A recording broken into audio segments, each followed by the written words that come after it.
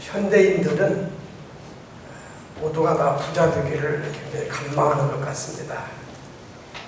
부자가 되기 위해서 열심히 노력하는 경우도 있지만 부자가 되기 위해서 사행성 투기도 아주 심하게 자행되고 있습니다. 우리 도박이라든지 복권, 또 주식 투자, 부동산 투기, 펀드 이런 것들이 현대인들이 많이 하고 있는 일들이고요. 거기다가 또 이 부자 되기 위해서 범죄도 많이 발생하고 있습니다. 부정사건, 뇌물사건, 사기, 도둑질, 강도질 이런 범죄도 굉장히 심하게 우리 사회에서 자행이 되고 있습니다. 요즘은 우리 고위공직자들이 부정이 들통이 나가지고 줄줄이 우리 교도소에 들어가는 모습을 우리가 보고요. 혹은 부정이 털려나서 수사망이 좁혀오자 스스로 목숨을 끊는 자살사건도 빈번하게 발생하고 있는 모습을 우리가 보게 됩니다. 사실 우리가 부자 되기를 갈망하는 마음이 있기 때문에 우리 경제성장을 이루어서 우리나라가 세계에서 10번째, 11번째 잘 사는 나라가 되기도 했지만 그러나 그 부자가 되고자 하는 그 열망이 사회적으로 많은 문제를 제기하고 또 물질은 풍요로워졌지만 우리 행복지수는 별로 좋아지지 않는 그런 모습을 보면서 회의를 갖게 되어집니다. 사실 부자에 대한 열망을 가지는 데는 우리 교회도 한몫 단단히 했다고 그렇게 보아집니다. 미국에서 우리 로버트 슐러 목사님이 긍정적 사고, 할 수 있다 하면 된다는 그런 사고를 강조했고요. 그것이 대중들에게 인기가 있어가지고 한때 비약적으로 부흥하는 교회를 이루기도 했습니다. 그 영향을 받았던 조용기 목사님이 한국에서 삼박자 축복을 많이 주장했어요. 영혼이 잘되고 범사가 잘되고 강건하다. 그래서 예수 믿으면 영혼도 잘되고 사업도 잘되고 건강의 축복도 받고 이런 걸 강조했는데 사람들은 복을 좋아하는가 봐요. 그게 히트를 쳐가지고 많은 사람들이 그 교회로 메시지를 듣기 위해서 모여들었습니다. 그런데 최근에 이르러서 보게 되면 미국의 그 로버트 슐러 목사님이 부흥시켰던 그 수령교회가 결국 부도를 맞아서 파산하고 말았습니다. 그리고 조영기 목사님 자녀들도 가정 문제가 문란해가지고 요즘 매스컴에 많이 오르내리고 있는 모습을 보면서 정말 이 잘 사는 것이 잘 사는 것만이 곧 하나님의 축복이냐 하는 것을 새삼 생각하게 되어집니다. 요즘은 우리 교인들의 의식 속에도 이제 부자도 되고 사업도 잘 되고 모든 게 잘 되면 하나님을 복 받았다 그런 의식이 있고요. 좀 뭔가 좀 잘 안 되고 또 부자가 못 되면 하나님께 복을 못 받은 것 같은 그런 의식을 많이 가져요. 근데 우리가 성경에 보면은요, 우리 예수님께서는 사실 우리들에게 부자들하고 교훈한 적은 별로 없어요. 오히려 가난한 자가 복이 있다고 굉장히 강조하신 분이신데, 근데 지금 우리는 가난을 부끄럽게 여기고 가난을 마치 저주받은 자의 모습으로 그렇게 여기는 경향이 많이 있습니다. 어쩌면 예수님의 가르침이 상실되고, 왜냐하면 우리가 예수 믿으면 부자 된다는 그런 환상에만 젖어 있는 그런 모습을 우리가 보게 됩니다. 우리 부자 되어지면 좋은 점이 많이 있죠. 하고 싶은 일을 할 수가 있고요. 갖고 싶은 걸 가질 수 있으니까 얼마나 좋습니까? 또 우리가 물질을 많이 가지고 있으면 생활의 안정감을 갖게 되고 또 삶에 대한 불안감을 떨칠 수도 있겠죠. 우리가 돈을 많이 가지고 있으면 사람들로부터 멸시받지 않고 우리 존대받을 수 있을 것입니다. 하여튼 요즘은 부모가 재산을 많이 가지고 있어야 자식들도 잘한다네요. 재산 있으시면 미리 다 주지 마시고 죽기 직전까지는 갖고 계셔야 돼요. 그래야 자식들이 잘한다네요. 그러나 이 부자가 모든 것이 다 좋은 것은 아닙니다. 다 좋은 건 아닙니다. 좋지 않은 점도 많이 있어요. 우선 재산 관리가 불안합니다. 요즘 뉴스들을 보면은요, 부모 재산을 탐내가지고 우리 보험을 들어놓고 부모를 죽이는 자식도 있다. 그래서 저는 큰 보험을 안 들어놓습니다. 오래 살으려고. 요즘 돈 때문에 강도를 당해가지고 생명을 잃는 사람들도 있어요. 여러분들은 재산에 대해서 불안한 감 없이 살고 있으면 그것으로도 행복하게 여기시기를 바라요. 또 돈이 없어서 안 쓰면 비난을 받지 않는데 돈이 많이 있으면서 안 쓰면 비난받아요. 가진 것이 인색하다. 있는 채만 하지 내놓지는 않는다고 비난받습니다. 그래서 부자가 쓰지 않으면요, 참 입장이 어려워지는 경우가 많이 있어요. 또 이 부자들은 교만해지기 쉽고요. 유혹을 받기가 쉽습니다. 돈 많은 사람들은요, 여자들이 많이 유혹한다고 그러더라고요. 예, 죄질 가능성이 그만큼 많이 있는 것입니다. 그런데 비해서 우리 가난한 자는 초라하게 보이고 또 보잘것없이 보여지지만, 그러나 이 가난한 자가 우리 불편한 점도 있지만 가진 복도 참 많이 있어요. 특히 우리 성경에 보면은 우리 가난한 자의 유익함에 대해서 성경 많은 구절에서 우리에게 소개를 해주고 있습니다. 우선 이 가난한 자는 삶의 의미와 기쁨을 맛볼 수가 있다고 그렇게 알려줘요. 잠언서 27장 7절 말씀에 보면은 배부른 자는 꿀이라도 싫어하고 줄인 자에게는 쓴 것이라도 달라, 그렇게 기록하고 있습니다. 여러분, 부자들은요 고급 음식을 사 먹을 수가 있어요. 고급 음식. 그래서 가난한 사람들은 그 부자들이 먹는 고급 음식을 부러워합니다. 그러나 사실은요, 부자들은 고급 음식만 먹다 보니까 이제 입이 질이 높아져가지고 웬만한 걸 먹어도 맛있는 줄을 몰라. 맛있는 줄을 몰라. 그래서 오히려 부자들이요, 맨날 먹던 된장국을 그리워한다는 거 여러분들 아십니까? 그런데 가난한 사람들은요, 맨날 시라고 먹고 된장, 고추장만 먹다가요, 삼겹살 한 번 먹으면 그렇게 마실 수가 없어요.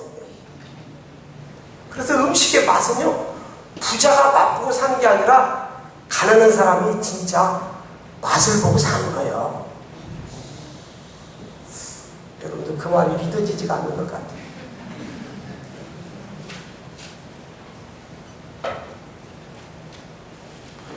전도서 5장 12절 말씀에 보면은 노동자는 잠을 달게 자거니와 부자는 배부름으로 자지 못하느니라, 그렇게 기록되어 있어요.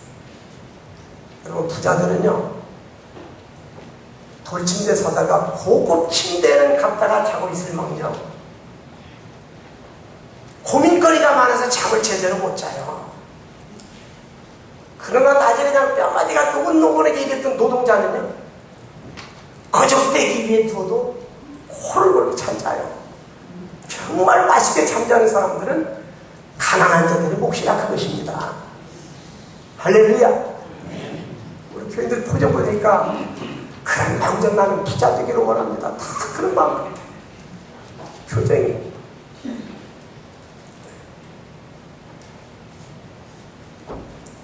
우리 서양 속담에는 고난의 쓴 잔을 마셔보지 못한 자는 인생의 의미를 알 수가 없다, 그런 속담인데, 우리가 가난하게 살기 때문에 먹는 것이 맛이 있고 잠이 달고요, 뭐 조그마한 좋은 일만 있어도 그것이 그렇게 좋게 느껴지고 감격스럽게 느껴질 수 있는 것이죠. 풍요하게 사는 사람들은요, 호화스러운 생활만 하다 보니까 정작 삶의 즐거움, 음식의 맛, 인생의 참 의미 이런 걸 모르고 사는 것이 부자인 거예요. 여러분들 큰 부자 되지 않은 것을 하나님께 감사하시길 바랍니다. 저도 이렇게 목회하다 보니까요, 교인들에게 대접도 받고 또 우리 교인들에게도 대접받지만 때로는 우리 고위직에 있는 사람들의 대접을 받을 때도 있어요. 그래서 저도 사실은 고급 생활을 많이 해봤어요. 근데요, 안 먹어본 거 처음 먹어볼 때는 새로운 맛이 있어서 맛있는 듯 하는데요, 2번, 3번만 먹어보면은 맛있는 줄 모릅니다. 제가 농촌교회에서 전도사로 있으면서 맨 김치하고만 밥 먹다가요, 군산 비행장 앞에 가가지고요, 제가 뷔페 음식을 먹었을 때는 처음에는 얼마나 화분했는지 몰라요. 보지도 못했던 음식들이 막 수분이 쌓여있는데 먹고 싶은 대로 막 접시에 다 담아다가 먹을 수 있으니까 그때는 그 음식 먹는 게 그렇게 황홀하더라고요.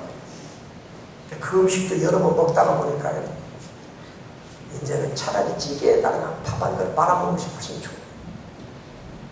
여러분, 가난한 자가 삶의 의미를 느낄 수가 있고 삶의 기쁨을 맛볼 수가 있어요.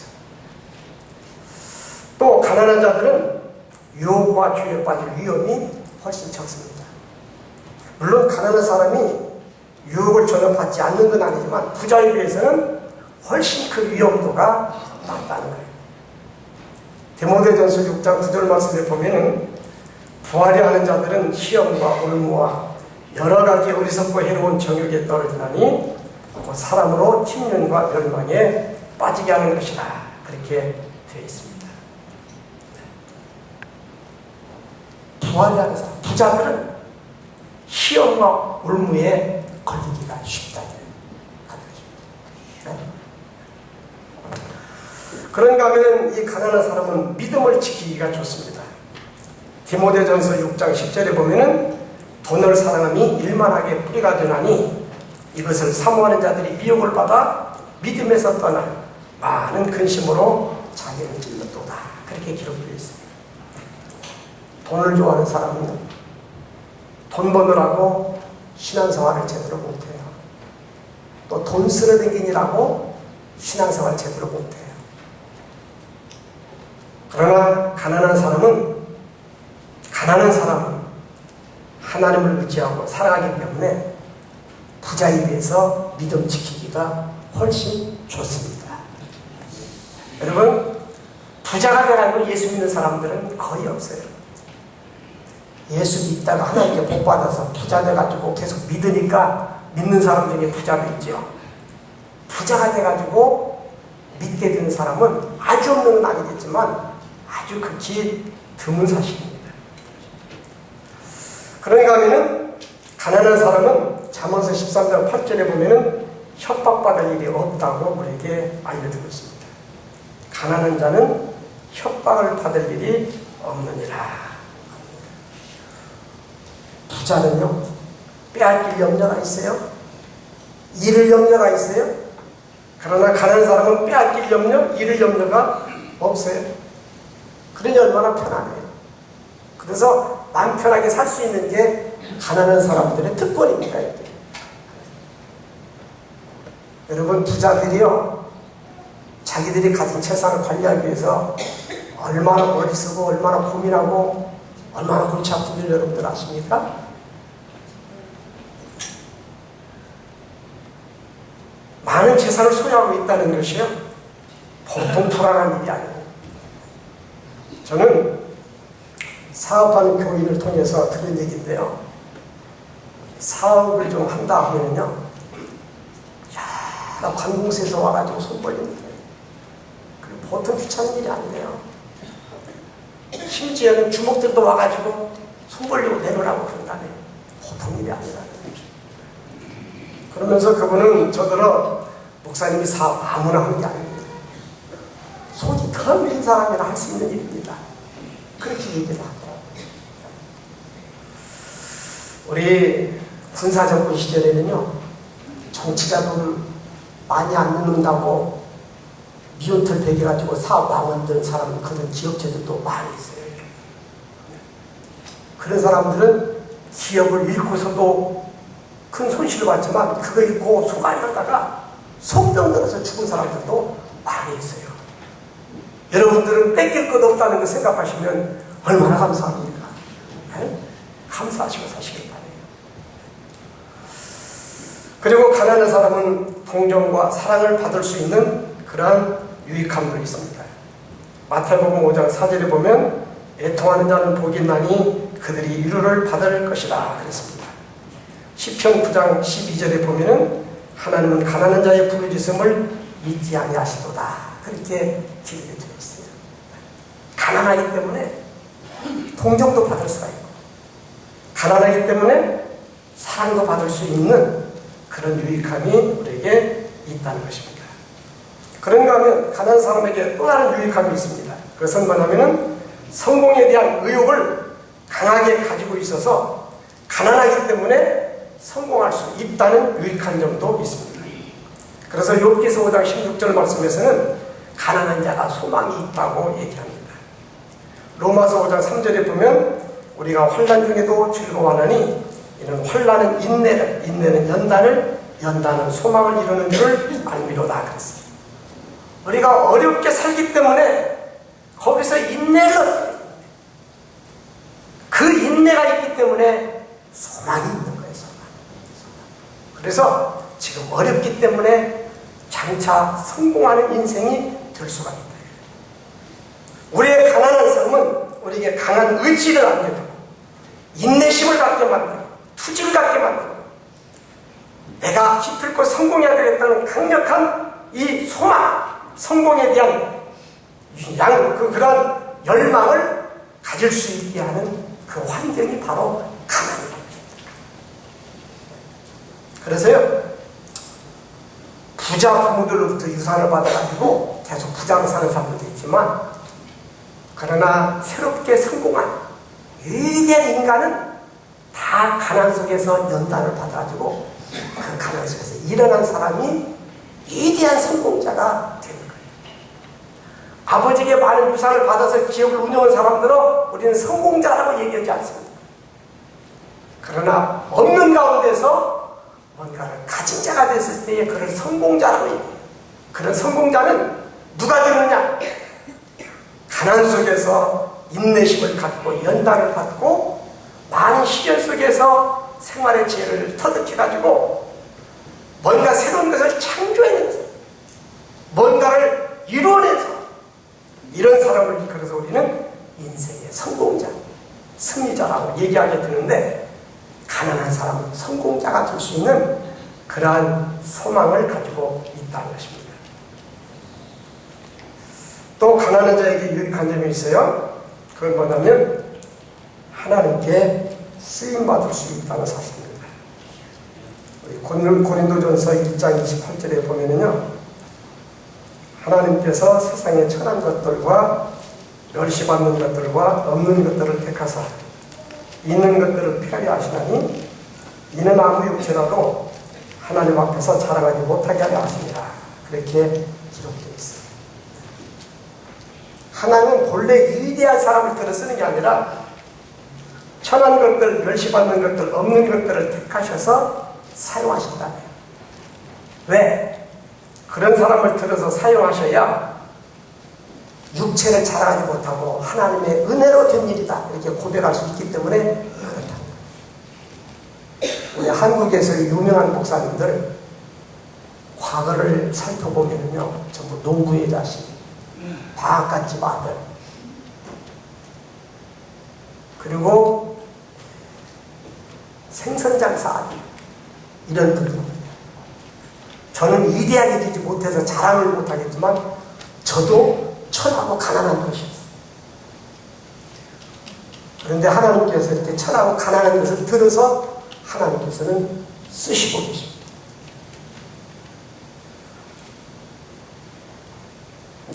대통령 아들에다가 목사님 온 사람들이 별로 없어요. 큰 기업의 사장 아들 중에 목사 된 사람들이 거의 없어요.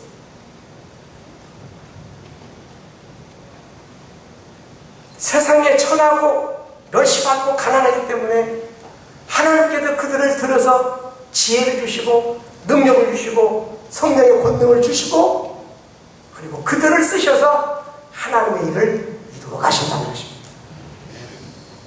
그렇기 때문에 여기 계신 여러분도 하나님께 쓰임받을 수 있는 분들이 될 수 있는 거예요.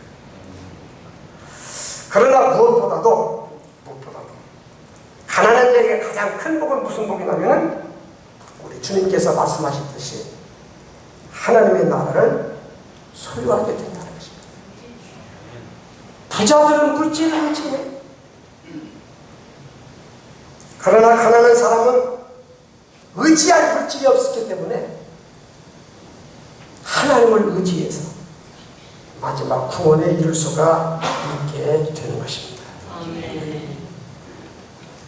요즘은 사람들이 부자 되기 위해서요 너무 수단 방법을 가리지 않고 막 부자가 되려고 했어요. 그러나 이제 우리는 주님의 가르침, 주님의 복음을 좀 드려야 되겠어요.